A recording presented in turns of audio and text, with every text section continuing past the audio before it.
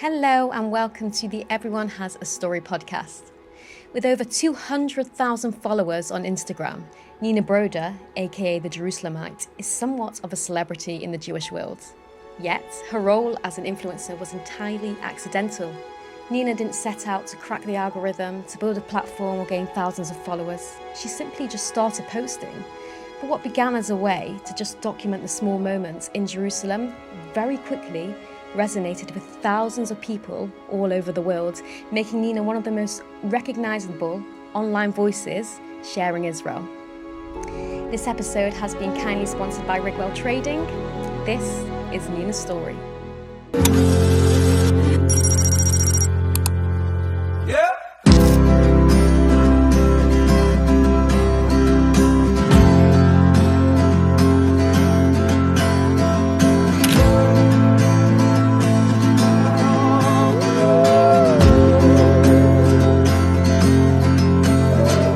Nina Broder, welcome to my podcast. Firstly, you're not just my first interview out of England, you're my first interview out of Manchester. So we've got a really different setup here. So thank you for being, I guess, a bit of a guinea pig, really.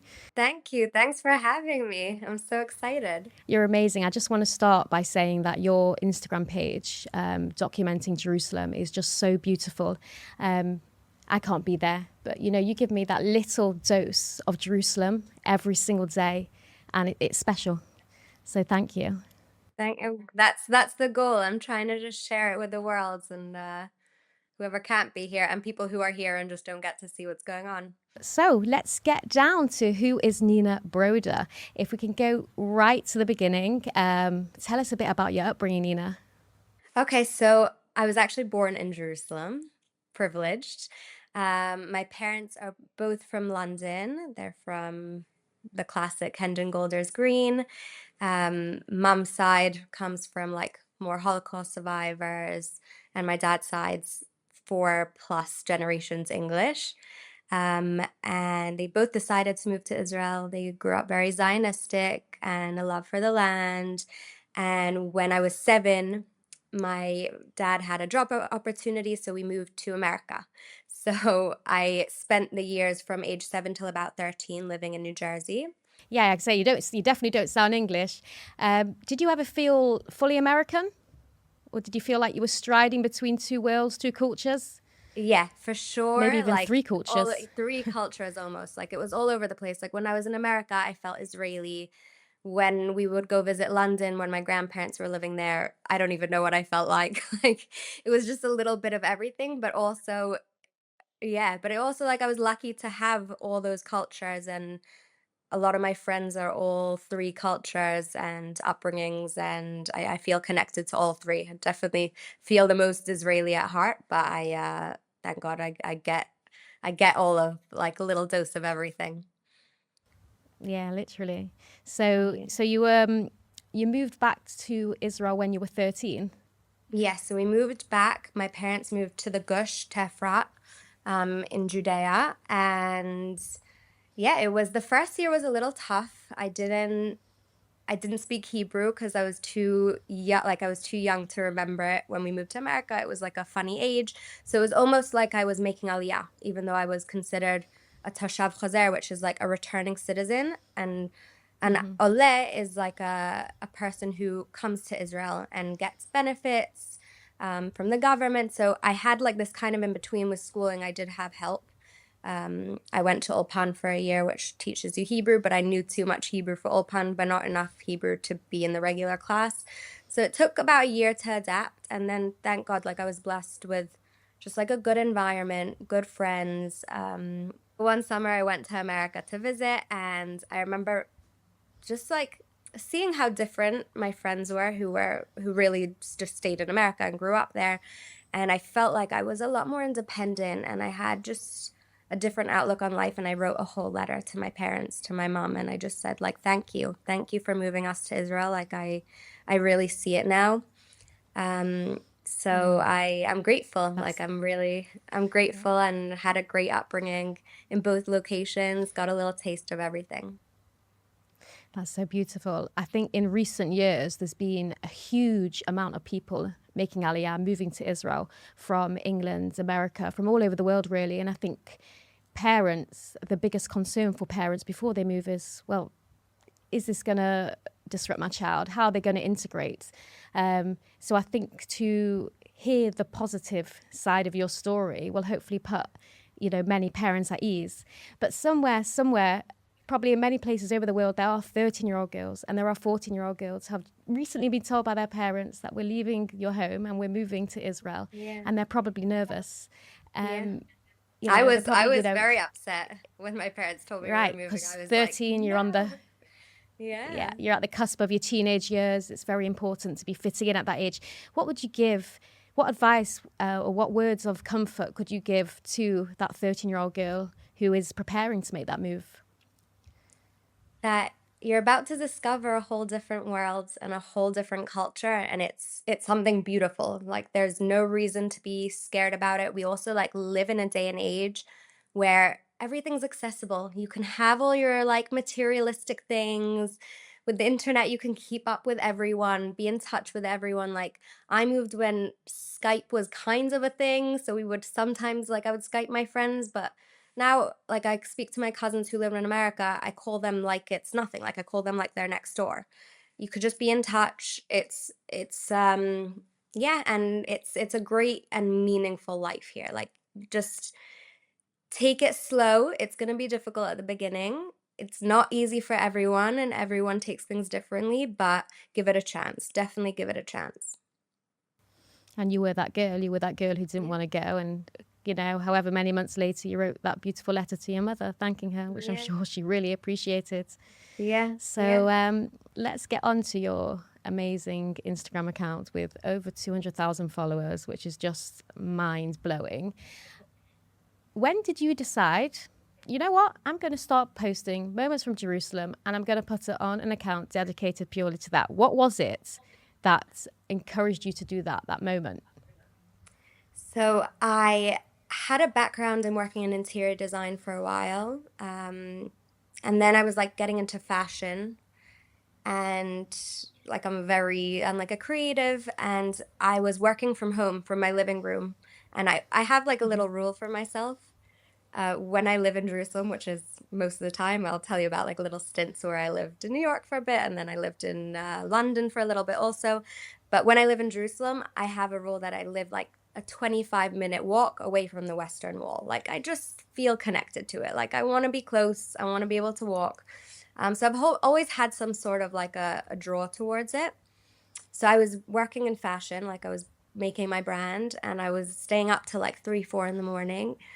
And then I just needed to let off steam after working. So I would walk to the Western Wall, to the Kotel. And I just found things really beautiful. I started studying architecture and interior design, left it when I started working in interior design. That's a whole nother story. But I had an appreciation for architecture and for beauty and for the city. It's a very, very special city. There's a law here that all the buildings have to be covered in Jerusalem stone, which is this beautiful light beige stone. And there's just character to it here. So I just started taking pictures, and I had nowhere to put all these pictures that were on my camera roll. I was just enjoying them myself. So I made this Finsta, a fake Instagram. Didn't tell anyone about it. At the time, I called it Jerusalem the Holy. And I just started uploading on there, and I think within a month or two, I was almost at 20,000 followers. It just blew up, mostly from Christians who love Israel. At the beginning, now it's grown into all different people and a lot of Jews as well. But yeah, and then I just started turning it into something, and I was just sharing what I loved. It wasn't with a goal to do anything. It wasn't now there's all the influencers and it was on Instagram, it was before videos even, it was just pictures.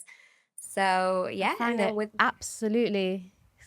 it absolutely fascinating because, as you said, there are so many content creators out there chasing followers. I know with my own Instagram page for my podcast, I'm trying to grow a following, and people think I might be posting willy-nilly, but I'm not. There is a thought behind the time that I post, the day that I post, the captions, the hooks, the amount of hours I spend finding music behind a reel just to gain followers is not normal. And here's your literally just posting. I mean, your videos could even be 30 seconds long, so simple, and you just attracted thousands of views. I mean, what video was it that gained that traction? Do you remember? So there was, yeah, I actually do remember. It was my friend Talia and I used to go watch sunrise on the old city walls. Like maybe, I don't know if it was once a week. It was every few weeks. I'm not a morning person, so I was like a schlep to Neither go am I. out. So there was one day we would always like bring tea and like a little piece of cake and sit on the walls. And one morning the sunrise was beautiful. Like it was so beautiful. And I just took like a very slow video showing it with the old city walls, it rising exactly, and just added some like music to it. And it went viral. And then I realized people want to see Jerusalem. Like there's a beauty to it and there's a holiness to it. And so many people have heard of it around the world, so many religions. So it connects to everybody. So when I'm looking at your content, as you're saying, Jerusalem is a holy city for the three main monotheistic religions, Judaism, Islam, and Christianity. So it holds a special place in millions of people's hearts. And I can only speak for myself as a Jewish person. I've been brought up kind of with that love for Jerusalem and with that love for Israel, as have the majority of Jews. Your love for Jerusalem, the way you kind of see it in fresh eyes every day, I mean, it's a step above. Like, that must have come from somewhere. Where's that come from? I don't know. I grew up in a very Israel lands loving home, like a very spiritual home. Not specifically for Jerusalem, but just like an appreciation for like the Torah and the Bible. And I don't know. I grew up like here, coming here for Shabbat a lot to my grandparents. They live like up the road from me. And I just always felt at home here. And before I went into the army, when I turned 18, I like finished school and was just working in a clothing store in this mall called Mamila Mall right outside the old city. And every day right before work, I would walk to the Western Wall. Like I was never connected before that.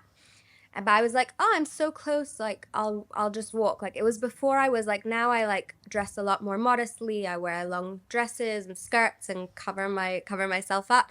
I was wearing like skinny jeans and going in the morning to the Western Wall to pray.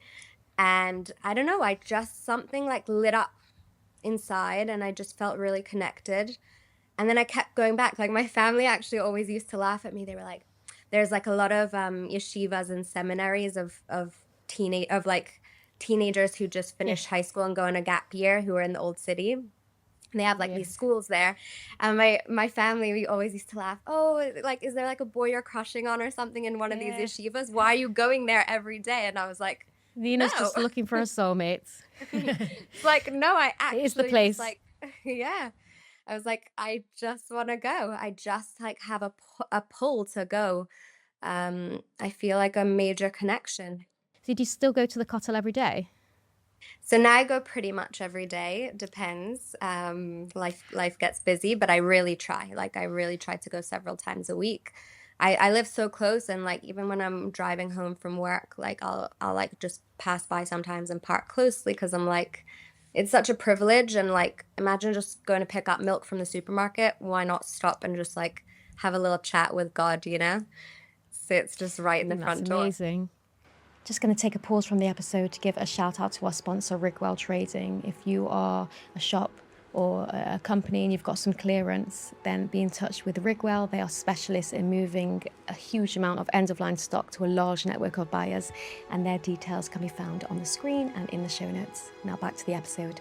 So of all your content, and by the way, just for listeners, I just want to say that Nina's content ranges from something as simple as children playing in the old city, or even just a dove flying near the Western Wall. And then you've got history and those amazing videos you make of what the world will look like in messianic times. Yeah. Out of all the videos and all the content you've made, what was the most special video or something that's touched you? So I don't know if like I have a most special video. I love archaeology. Like I love archaeology and history. I do a lot of work with the Israel Museum. I actually had a meeting there this morning. They have like the Dead Sea Scrolls there. For people who don't know the Dead Sea Scrolls, definitely look it up. It's one of the best archaeological finds in history from the entire world. Wow. So I do a lot of work with them, and so those are things that I'm passionate about.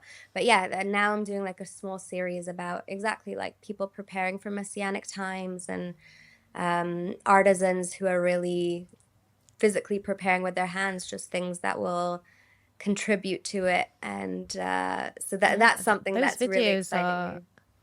I did not realize that was taking place in Israel. I cannot believe that people that I mean, I saw a video of people building the bricks for the Yeah, temple for the next Beis Hamikdash. I cannot believe that that's taking place in Israel, and I yeah, I wouldn't know it know. if it wasn't for your Instagram page. Yeah, thank you. Yeah. It's just mind blowing. So it sounds like your life has changed a lot since becoming an influencer. I mean, it must have opened up a world of opportunities for you. Totally, totally. I've met amazing people. I've gotten to locations and places within the city and the country, and that I'm blessed to see, like, that are not open to the public. And yeah, I Go on, give us an really example. Give us an example. um Something it's Nina sees that isn't open to anyone else's eyes, apart from the really important people. yeah. So under the Western Wall, so a lot of people have heard of, like, there's the Western Wall tunnels which go along the Western Wall. There's no excavations going on below the Temple Mount. That's completely closed off. Um, but like along the wall, there's a lot of excavations that have happened, and people can take tours. But currently, under the Western Wall Plaza, under the Kotel Plaza, where people stand, and there's like thousands of people. I think it can hold up to 50,000 people. There's an entire excavation going on where it's going to be like almost like a second layer to the Kotel Plaza. And they found amazing things. The other day I went, they have a ritual bath that they found that like the Kohanim, the priests, would go in before they would go onto the Temple Mount.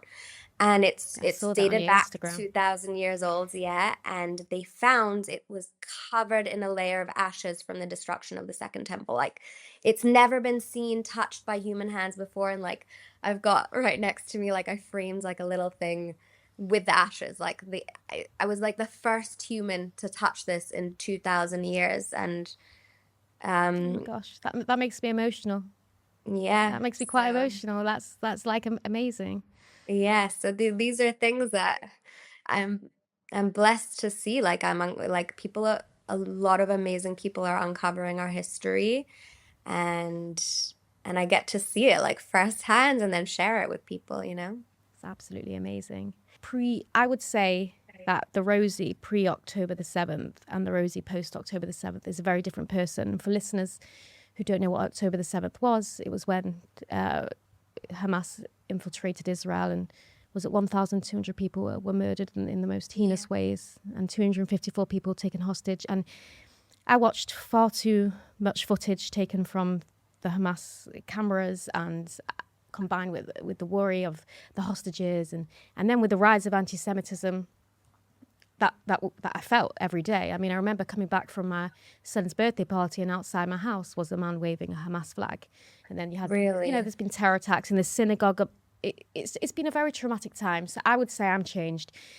You living in Israel, and everyone living in Israel, and being there when the country was mourning and broken, Yeah. you're changed. Of course you are. I'm just wondering, how has your contact changed pre-October the 7th and post-October the 7th? I think it's become, in a way, like, a lot more real. I think everyone here, or all Jews around the world, but especially in Israel, life, like, the outlook of life changed completely. Like, I don't think I know anyone who's not a changed person. And I almost feel like before October 7th, we lived in some sort of bubble of, like, just life before that feels almost like a la la land to me. Like, it doesn't feel, and now it feels real. Like, it feels like something big is happening. Something big happened. We went through like a really intense trauma as a nation.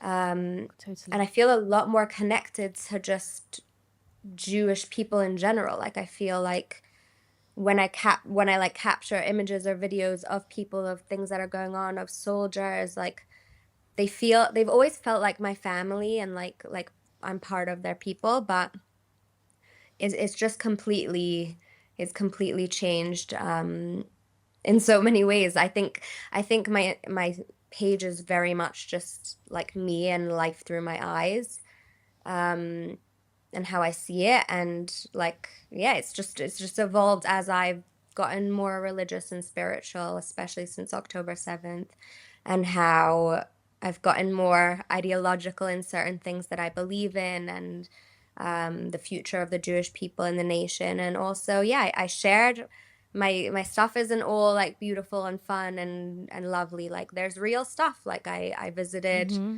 a lot of bases, spoke to a lot of people, dealt with a lot of people in trauma. I've made many friends who have gone through a crazy amount of trauma, were in the Nova Festival, lost friends, lost fiancés, spouses. Like it's yeah, it's just become more meaningful for sure.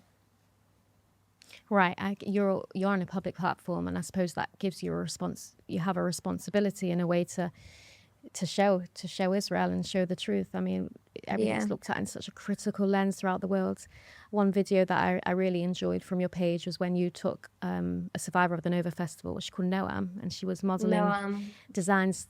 Yeah, modeling designs from your brand, which, by the way, were beautiful. You're clearly a woman of thank many you. talents. But just tell Thank me you. about like these experiences. Like, Yeah, so that was, I don't even remember how that came to be, but like it was through the Jerusalem Post. It's one of the main newspapers here, and they were doing like almost like a fashion shoot for like a spread in their magazine, of Nova survivors and hostages who had come out. At that point, I think there were not so many hostages who came out.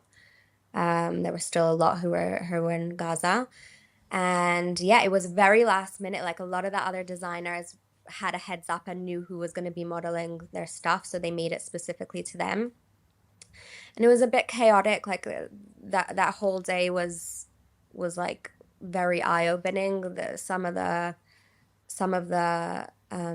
hostage survivors had a bit of a panic attack that day. They were like dealing with some things, and it was just ended up being a bit of a mess. And then I saw Noam sitting on the side. She already had modeled. I think she took off her makeup already, even though she's beautiful, you can't even tell.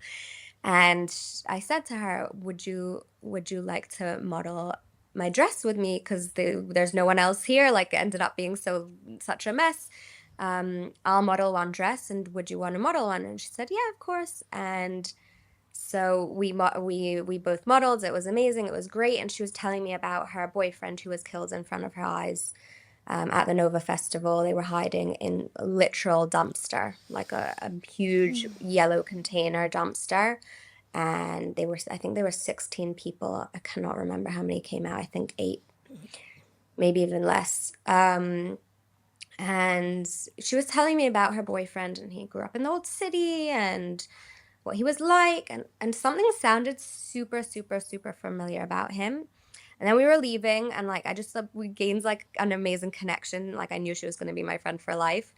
And then I was like, can you show me a picture of David, of your boyfriend? And she showed me, and I was like, I know him. I met him exactly a wow, year ago. And I like went through my wow. camera roll, and I had a picture with him, with my best friend. We met him at an event in Jerusalem, and like it just all everyone here knows each other. Wow. Like everyone Yeah. here. So she's like Quite a full such a circle moment, really. yeah, she's such a fighter. Like some people, like they give me strength. Like the amount of people here with resilience is incredible. Like everyone, it's hard to say sometimes, because thank God I'm in like a blessed situation, that God sometimes only gives you things you can handle, and these people like blossom when these things happen to them. Like they just become these like pillars. They obviously go through the biggest hardships and trauma that like no one should ever have to go through, but like through it, they just light up the world. They just inspire everyone. And like, I'm sure many people have heard survivors speak, even just on YouTube. If you haven't, definitely just like look up some stories of survivors. You know, you're privileged there. You're meeting real life heroes every day. Everyone Real life who walks in the heroes. street, Really, you don't really, know really. anyone's story. Literally. Yeah. Literally. When I go through your page, you have a lot of comments, a lot of anti-Semitic hate on your comments. I mean, when I'm doing my podcast, I did one on the Holocaust, and I got some hate, totally unrelated. But, you know, I started getting hate because obviously people realized I was Jewish then, and I didn't like it. But yours are like, you get some really like vile messages. How do you cope with that? I just completely don't care about it. Like, I zone it out. I'm like, there's gonna be these people. Like, my goal in general is to strengthen Jewish identity and the Jewish people and the Jewish faith. And throughout our entire history, we've had people hate us. And my goal isn't to change their minds. We're never going to change their minds until we strengthen ourselves. So I'd love everyone to love us. I'd love everyone to be friends with us and understand that we're good people and we have good intentions. But I'm just going to keep doing me. Like, I'm going to ignore the hate because I want to focus on the strength. I want to focus on us and making sure that we know who we are. And they hate us because we're Jewish. I know this is a bit tacky, but like, let's just be more Jewish. Like, if they hate us because we're Jewish, we're not going to change being Jewish. Like, every time we assimilate in history, it just gets bad for us. Like, there's no point. There's just no point.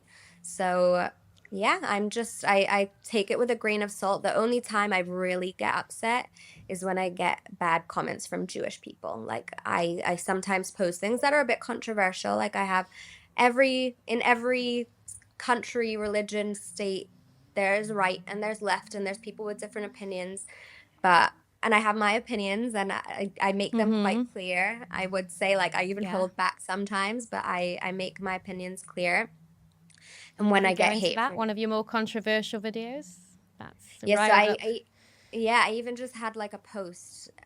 It was when it was the previous, not when we had just now, like Iran attacked us for one day. It was like a 1-day war. It was the one before that. It lasted quite a while.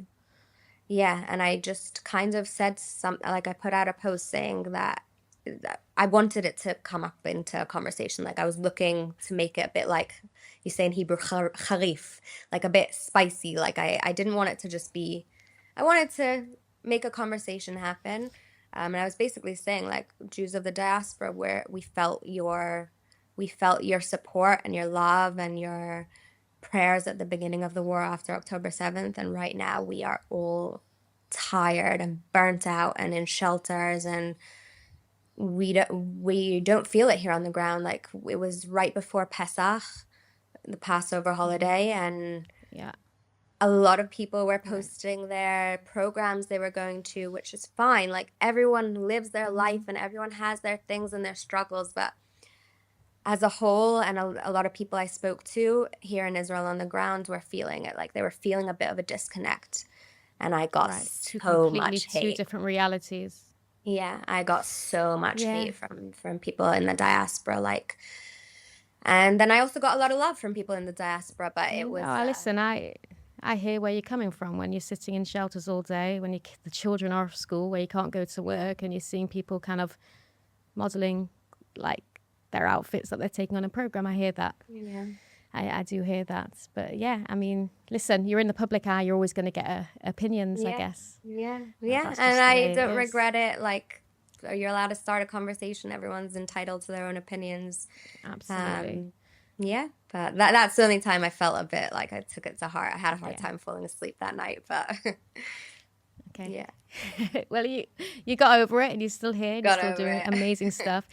Listen, you've got to be authentic to yourself, and I think that's what your page is. I just want to, like, really acknowledge the impact that your page has. I can't be there. I can't be in Israel. I'd love to be in Israel, but you, as I said, you give me a piece of that every day, and you make me yearn for it more. And you're doing that for thousands of people, millions of people, even, and it's special, and it it can't be underestimated. It shouldn't be underestimated what you do. So keep going. And Thank you. Thank you. Good. And please God, you'll be able to come visit soon. And who knows, maybe in the future there'll be an opportunity for you to actually come and be here and fully. I hope so. From your mouth to God's ears. From your mouth to God's ears. Amen. Thank you so much, Nina. If you'd like to follow Nina's journey and see Jerusalem through her eyes, then give her a follow on Instagram at The Jerusalemites. And as always, if you enjoyed the episode, then please subscribe, like, and share with your family and friends, and leave a comment. With thanks to our sponsor, RIGWELL Trading, and I'll see you all next time.